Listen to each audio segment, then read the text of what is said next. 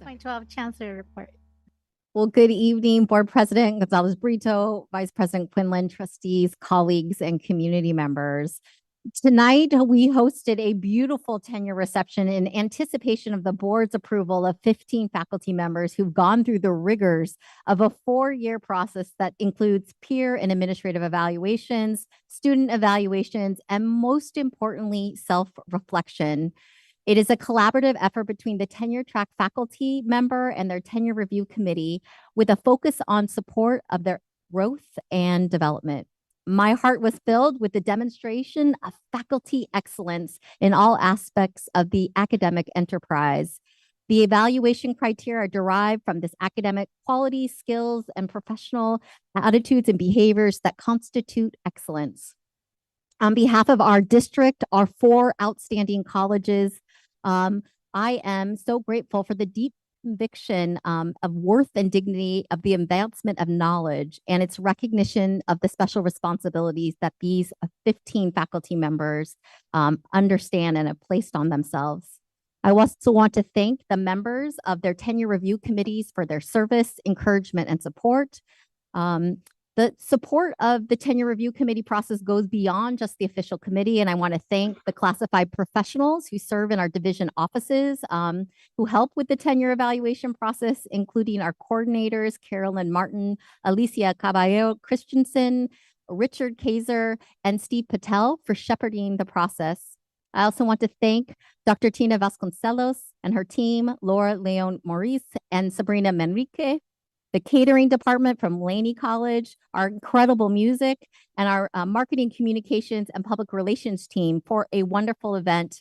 And I want to acknowledge our incredible college presidents, Dr. Richardson, Besakoff, and Johnson, for the heartfelt and illustrative remarks about our candidates for tenure tonight. Next, I want to thank our student trustees, Natasha Masson and Naomi Vasquez, for their incredible work as the voice and advocates for students across our district. It was an honor to support their effort to host a meeting with leaders, student leaders from the college's associated student governments, as we reflect collectively on how to get students more engaged, right? Improving the probation and dismissal process on our colleges, and how we onboard and support new leaders. The students wowed me, frankly, with their thoughtful insights, and I'm excited to see the legacy our 2 student trustees will leave. I want to thank Trustee Gonzalez Yuen for joining, along with Mark Johnson, and counseling faculty member Gabriel Martinez from Berkeley City College, who also helped support the day. And special thanks to our students for engaging, and to Tashetta Henry in my office for helping organize the food and logistics. I also want to acknowledge the Peralta Citizen for their incredible reporting and recent profile of so many important individuals in our community, including student trustee Vasquez. The profile humanized and showed how her passion and dedication to her role, and I'm so grateful for the profile, and congratulations. If you haven't had a chance to read it, please do. On March 1st, the district celebrated the Lunar New Year in style, transforming the district service center into a showcase of the beautiful cultures and traditions that make up the Asian American and Pacific Islander community. Presentations, good food, great company. I mean, how could you go wrong, right? As we ushered in the Wood Dragon Year, bringing evolution, improvement, and abundance to our district. My gratitude to the entire planning committee for their efforts, including Chung Wai Chum, Fumi Savoyong, Hezun Su, Julie Shea Chow, Vanson Win, Nikki Chow, and Marissa Nakano, and Jackie Vo. I also want to thank Board Vice President Quinlan and Trustee Gonzalez Yuen for joining us as well. In addition to continuing my district-wide listening sessions and meeting with constituency group leaders, I want to highlight a couple of community events that I also had the opportunity to participate in. I was pleased to join, I think it's we'll skip to that one. I was pleased to be invited to attend the Pillars of Democracy event at the David Brower Center. The panel included faculty member Eleni Gastis, who represented Laney College and the Peralta Community College District, along with the Oakland side editor-in-chief and Living Room Conversations founder. I was in the company of Vice President Quinlan, President Besakoff, VP Posada, other community members, and Faculty Senate President Leslie Blakey, along with the Citizens Editor-in-Chief Lee Kahn. Professor Gastis was really amplified the work of Laney College and the district's institutions and talked about the importance of an informed citizenry and how our classrooms provide a place of belonging where really, honestly, the spirit of discovery is alive both in her classroom and other classrooms across our district. So really grateful for that evening event.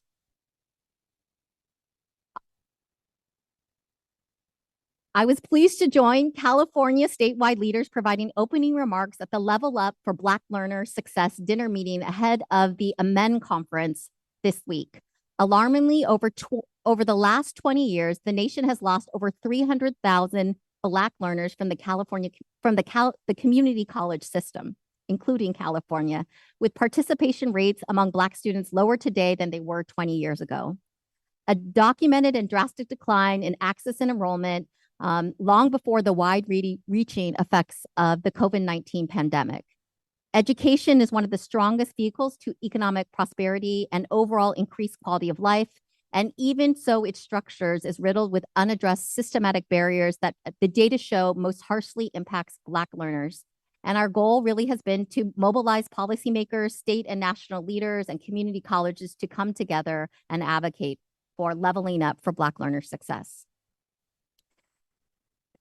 This weekend, I was at the community, I'm a part of the Community College Higher Education Access Leadership Equity Scholarship, known as CHALES Research Collective out of San Diego State University. And CHALES is focused on examining the systems, structures, and practices within higher education that hinder racial equity. I'm honored to serve as an affiliate member as the Chancellor in Residence. And as a research collective, we conduct policy relevant and practice focused scholarship to improve the conditions, experiences, and outcomes for racially minoritized students, especially in the community college context. These scholars of color include Dr. Eric Felix, Associate Professor of Administration, Rehabilitation, and Post-Secondary Education at San Diego State University, and the Director of CHALES, and affiliate members like Dr. Angel Gonzalez, Assistant Professor at Fresno State University, and other master's and doctoral graduate students making a difference in our communities and education and society at large, with the goal of giving back to public education systems that shaped our own trajectories and helped us become who we are. I was pleased to serve alongside and co-present alongside Drs. Felix and Gonzalez at their recent research that focused on advancing racial equity in community college systems at the NASPA Community College Leadership Institute. I'm excited to announce that we've kicked off the search for the next permanent president of the College of Alameda. I am grateful to the COA community for embodying the values of excellence and inclusivity as they came together to share what makes their college so amazing as an institution and the qualities they want in their next permanent president. I want to thank our partners, including Drs. Helen Benjamin and Cindy Miles, for working alongside our district's Human Resources Office to steward the national search, aiming to bring forward a candidate who's incredibly outstanding to join our community. And I want to thank our constituency group leadership for helping support, pulling together our search committee for this process. And finally, I want to take a moment to express my deepest gratitude to Dr. Diana Barami for her service as the College of Alameda's acting president. I appreciate her dedication and leadership during her time in the role, and particularly during a crucial time of transition at the college. As she transitions from the role, I'm pleased to announce that Dr. Pam Lester has agreed to step in as acting president of COA effective March 18th, 2024. Dr. Lester brings a wealth of experience in higher education leadership, having served as the president of San Diego Mesa College for 11 years until her retirement in 2022.